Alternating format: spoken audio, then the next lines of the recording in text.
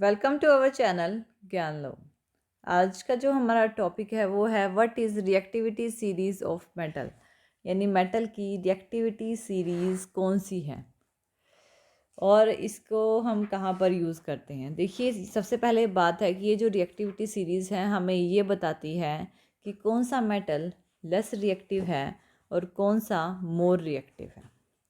तो हमें ये सीरीज़ जो है वो लर्न करनी पड़ती है, तो जिससे हमें ये पता लगे कि कौन सा मेटल लेस रिएक्टिव है, कौन सा मोर रिएक्टिव है। तो ये बहुत इंपॉर्टेंट सीरीज़ है।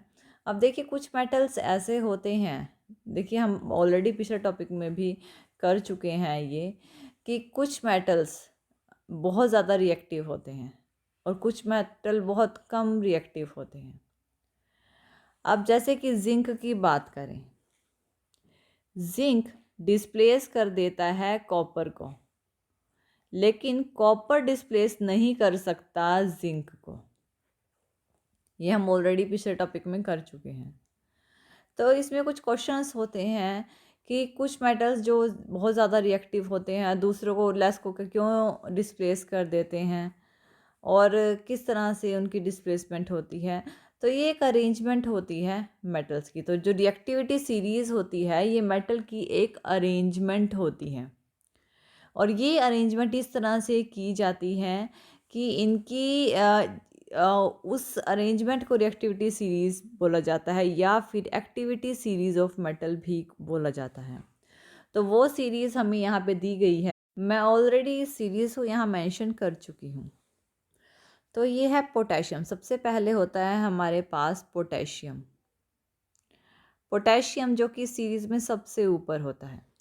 Then sodium, calcium, magnesium, aluminium, zinc, iron, nickel, ठीक है, टिन और लेड, और फिर आता है hydrogen. Then copper, mercury, Hg mercury, Ag silver, Au gold, Pt platinum. Pt क्या होता है, जो सबसे लास्ट में रखा गया है वो है प्लेटिनम इस सीरीज़ में। तो ये सीरीज़ इस फॉर्म में बनाई गई है कि सबसे पहले जो हमारा ये वाला पार्ट है ये है हमारा हाइड्रोजन। ये क्या है, हाइड्रोजन। तो ये जो है इसको देखना ज़रूरी है। ये हाइड्रोजन है हमारा। अब ये हाइड्रोजन जिसको सेंटर में रखा गया है, अब हाइड्रोजन के बाद यानी कि पोटेशियम से लेकर यहाँ पे लेड तक, Pb लेड तक जितने भी मेटल हैं उन मेटल्स को बोला गया है कि ये जो मेटल्स हैं ये मोर रिएक्टिव हैं। क्या है ये, मोर रिएक्टिव मेटल्स। किससे ज़्यादा रिएक्टिव हैं, मोर रिएक्टिव देन हाइड्रोजन। ठीक है ना, हम हाइड्रोजन को बीच में रखते हैं। तो यहाँ से ये जो सारे मेटल है लेड तक, पोटेशियम से लेड तक, ये जो मेटल्स हैं ये मोर रिएक्टिव हैं हाइड्रोजन से। ठीक है, लेकिन इससे नीचे जाएं कॉपर की तरफ, तो कॉपर से लेकर प्लेटिनम तक ये जो सारे मेटल हैं ये लेस रिएक्टिव हैं। लेस रिएक्टिव किससे लेस रिएक्टिव हैं, हाइड्रोजन से।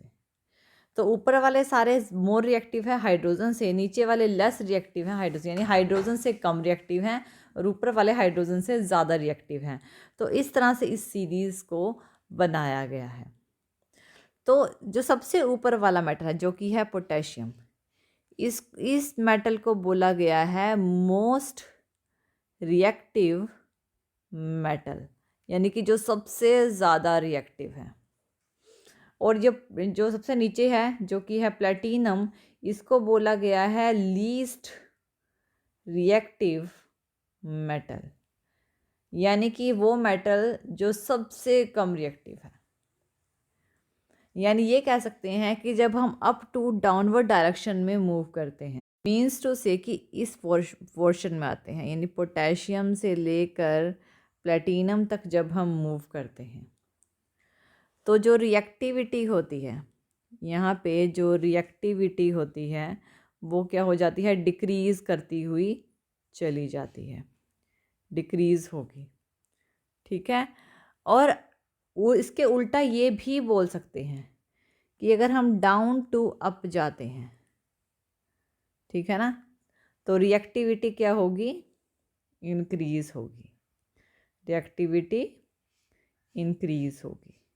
ऑब्वियसली अप टू डाउन जाएंगे, मोस्ट रिएक्टिव से लेस रिएक्टिव तक जाएंगे, तो रिएक्टिविटी डिक्रीज कंडीशन में जाएगी, डिक्रीजिंग कंडीशन में जाएगी। और अगर लेस रिएक्टिव से मोस्ट रिएक्टिव तक जाएंगे तो रिएक्टिविटी इंक्रीज कंडीशन में जाएगी। इस फॉर्मेशन में हम इसे लिखते हैं। तो ये होती है हमारी reactivity series of metal. Thank you ये वीडियो देखने के लिए। और ज़्यादा अपडेटिंग वीडियोस के लिए आप हमारे चैनल ज्ञान लो पर हमें सब्सक्राइब कर सकते हैं। Thank you.